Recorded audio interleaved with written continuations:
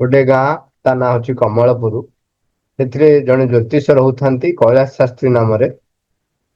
ତାଙ୍କର ଭବିଷ୍ୟତ ଗଣନା ପ୍ରାୟ ସଠିକ ହୁଏ ବୋଲି ସମସ୍ତେ କୁହନ୍ତି। ଆଉ ଗ୍ରହ ମାନଙ୍କର କୁଦୃଷ୍ଟି ରଖିବା ପାଇଁ ସେ ପୂଜାର୍ଚ୍ଚନା ମଧ୍ୟ କରନ୍ତି। ସେ ଗ୍ରାମରେ ଏବଂ ଆଖପାଖ ଗ୍ରାମରେ କୌଣସି ଜ୍ୟୋତିଷ ନଥିବାରୁ କଥାରେ ଯୋଉ ରହିଛି ଯେଉଁଠାରେ ଦ୍ରୁମ ନାହିଁ ସେଠାରେ ଗବ ଗଛ ମଧ୍ୟ ଦ୍ରୁମ ବୋଲାଇବ। ତେଣୁ ଆଖପାଖ କୌଣସି ଗାଁରେ କୌଣସି ଜ୍ୟୋତିଷ ନଥିବାରୁ ତାଙ୍କର କାର୍ତ୍ତି କହିଲେ ନ ସରେ। କେହି ତାଙ୍କ ପାଖକୁ ଗଲେ ସେ କହନ୍ତି ମୁଁ ଯାହା କହିବି ସବୁ ସତ୍ୟ ହିଁ ହେବ। ମୋ ଉପରେ ପୁରା ବିଶ୍ୱାସ ରଖିବା ଉଚିତ। ସେଥିରେ ଯଦି କିଛି ଗୋଳମାଳ ହୁଏ ମୁଁ ମଧ୍ୟ ଅଭିଶାପ ଦେଇ ତମକୁ ନଷ୍ଟ କରିଦେବି। ଥରେ କଣ ହେଲା, ଦୁଇ ଜଣ ଲୋକ ତାଙ୍କ ବିଦ୍ୟା ଉପରେ ତାଙ୍କୁ ସମାଲୋଚନା କଲେ। କୈଳାସ ଶାସ୍ତ୍ରୀ ସେମାନଙ୍କୁ ଅଭିଶାପ ଦେଲେ। ଦୁର୍ଭାଗ୍ୟକୁ ତାଙ୍କ ଅଭିଶାପଟି ଫଳିଗଲା ଏବଂ ସିଏ କଷ୍ଟ ସହିଲେ। ସେଇ ଘଟଣା ପରଠାରୁ ଲୋକଙ୍କର ବିଶ୍ୱାସ ହେଇଯାଇଛି ଯେ ତାଙ୍କର ଐଶ୍ୱରୀୟ ଶକ୍ତି ଅଛି ଏବଂ ସେ ଯାହା କୁହନ୍ତି ତା ସତ୍ୟ ହୁଏ ଏବଂ ତାଙ୍କ ଅଭିଶାପ ମଧ୍ୟ ଫଳିଯାଏ। ସେଇ ଘଟଣାର ସୁଯୋଗ ନେଇ ତା ପରଠାରୁ କୈଳାସ ଶାସ୍ତ୍ରୀ ପ୍ରଚାର କରନ୍ତି ଯେ ତାଙ୍କ ବଶରେ ପିଶାଚ ମାନେ ମଧ୍ୟ ଅଛନ୍ତି। ଯଦି ସେ ଚାହିଁବେ ସେ ପିଶାଚଙ୍କୁ ବ୍ୟବହାର କରି ଯାହା ଇଚ୍ଛା ତାହା କରିପାରିବେ। ଆଉ ଯେହେତୁ ସେ ପ୍ରତିଦିନ ଶିବ ପୂଜା କରନ୍ତି ତାଙ୍କର ବାକ୍ ସିଦ୍ଧି ମଧ୍ୟ ଅଛି। ତେଣୁ ସେ ଯାହାକୁ ସାପ ଦେବେ ବା ବର ଦେବେ ତାହା ନିଶ୍ଚୟ ଫଳିବ।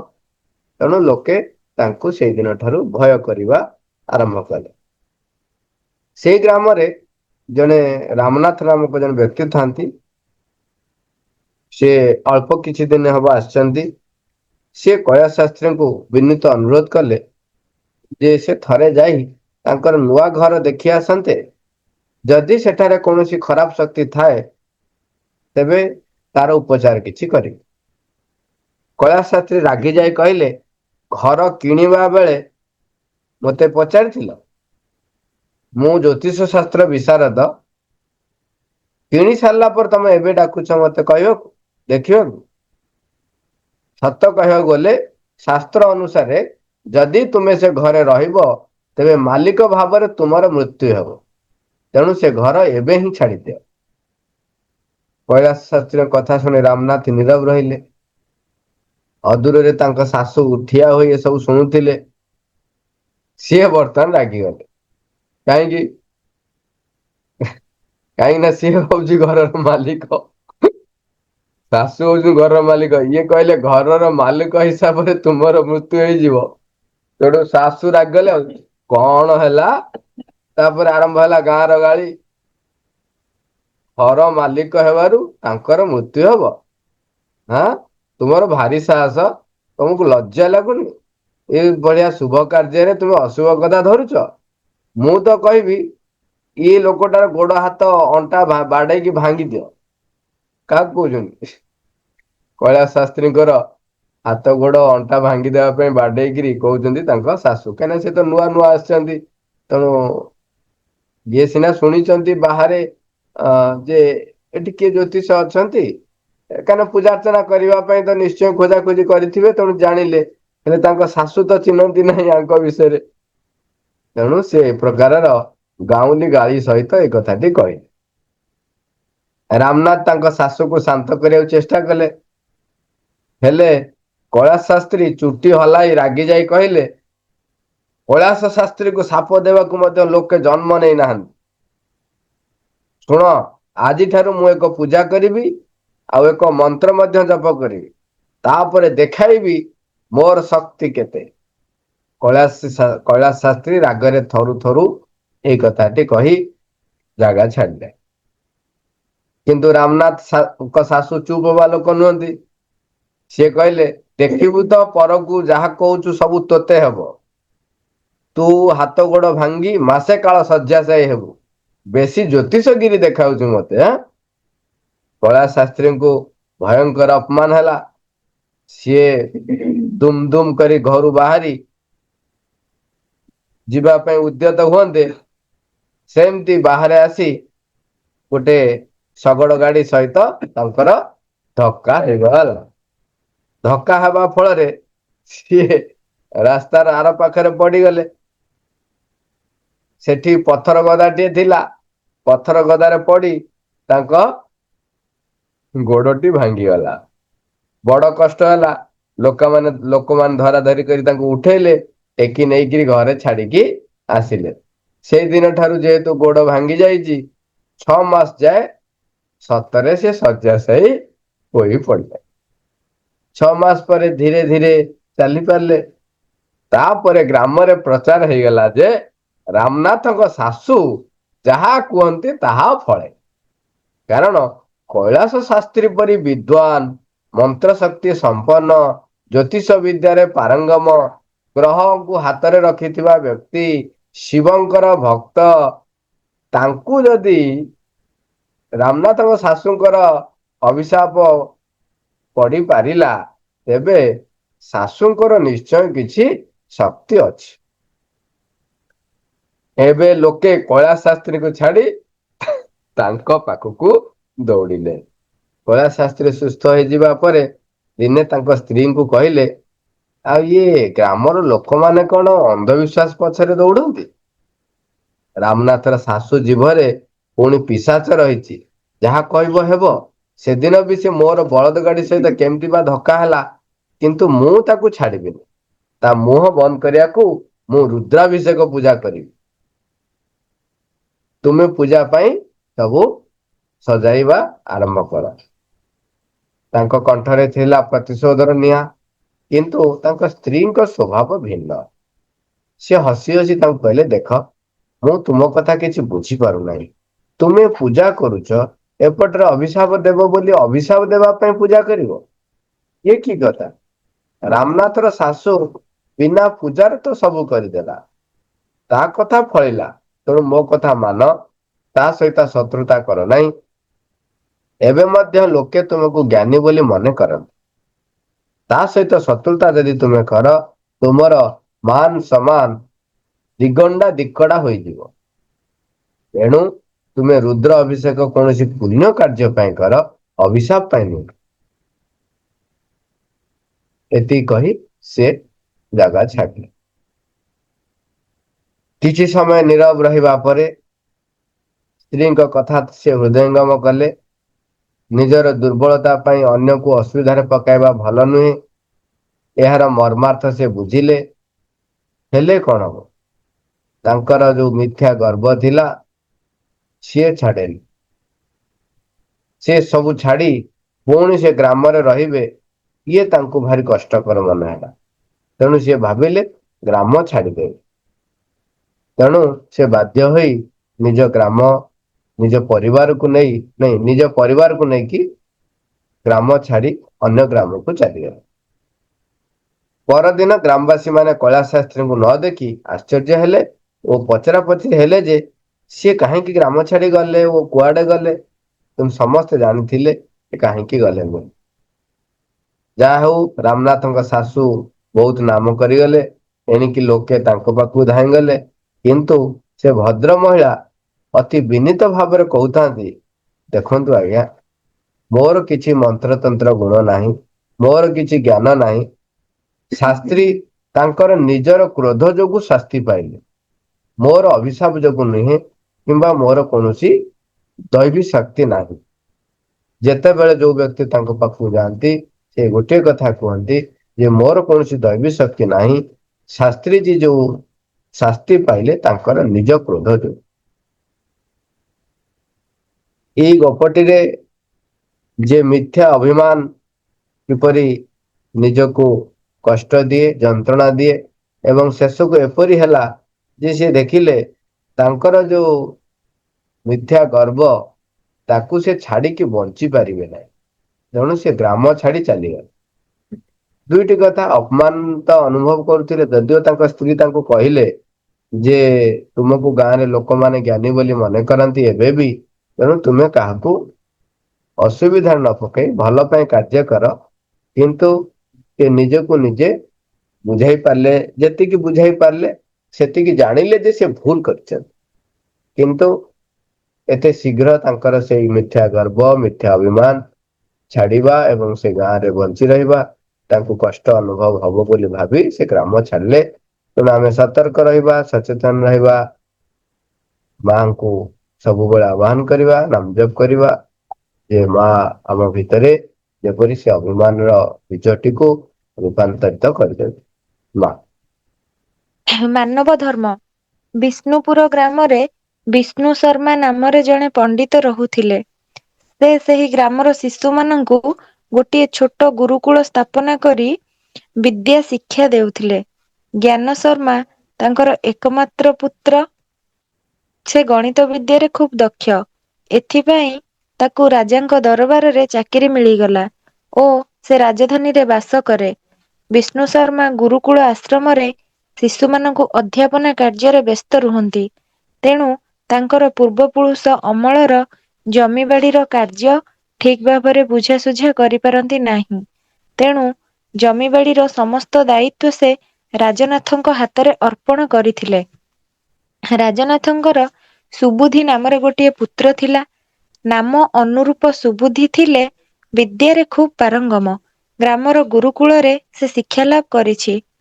ନିଜର ପିତାମାତାଙ୍କୁ ସାକ୍ଷାତ କରିବା ପାଇଁ ଦିନେ ଜ୍ଞାନ ଶର୍ମା ରାଜଧାନୀ ଛାଡି ନିଜର ପରିବାର ସହିତ ଗ୍ରାମରେ ଆସି ପହଞ୍ଚିଲେ।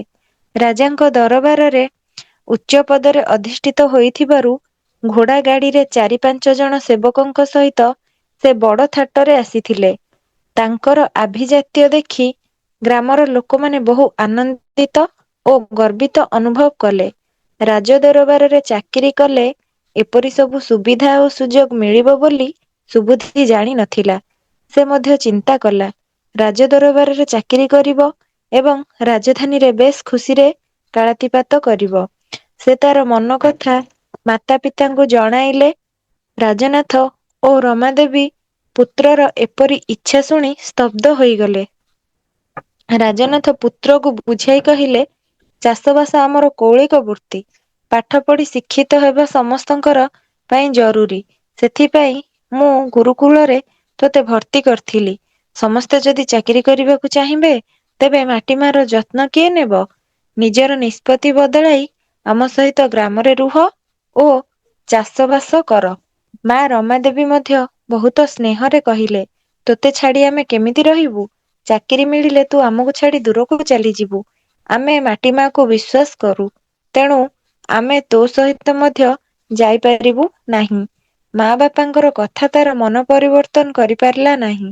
ଅର୍ଦ୍ଧରାତ୍ରରେ ଗୋଟିଏ ଥଳିରେ ନିଜର ଲୁଗାପଟା ଶସ୍ୟ ବିକ୍ରୟରୁ ଆଦାୟ ହୋଇଥିବା ଅର୍ଥରୁ କିଛି ଅଂଶ ସାଙ୍ଗରେ ନେଇ ସେ ଚାକିରି ଖୋଜି ଯିବାକୁ ବାହାରି ପଡିଲା। ସକାଳ ହେବା ବେଳକୁ ସେ ଗୋଟିଏ ଗ୍ରାମର ସୀମାରେ ପହଞ୍ଚିଗଲା। ସେତେବେଳେ ତାରି ବୟସର ଗୋଟିଏ ଯୁବକ ତାଳ ଗଛରୁ ତାଡି ବାହାର କରି ମାଠିଆ ଓ କଟୁରୀ ଧରି ତଳକୁ ଓହ୍ଲାଉଥିଲା। ସେ ସୁବୁଦ୍ଧିକୁ ଦେଖି ସ୍ନେହରେ ପଚାରିଲା କୁଆଡେ ବାହାରିଛୁ ଭାଇ? ସୁବୁଦ୍ଧି ବିରକ୍ତ ହୋଇ ଉତ୍ତର ଦେଲା ତୁମେ ତାଡି ବିକୁଛ, ଯାହାକି ଗୋଟିଏ ଖରାପ ନିଶା। ମୋ ପାଖରେ ତୁମର କାମ କଣ? ମୁଁ ଚାକିରି ଖୋଜି ବାହାରିଛି।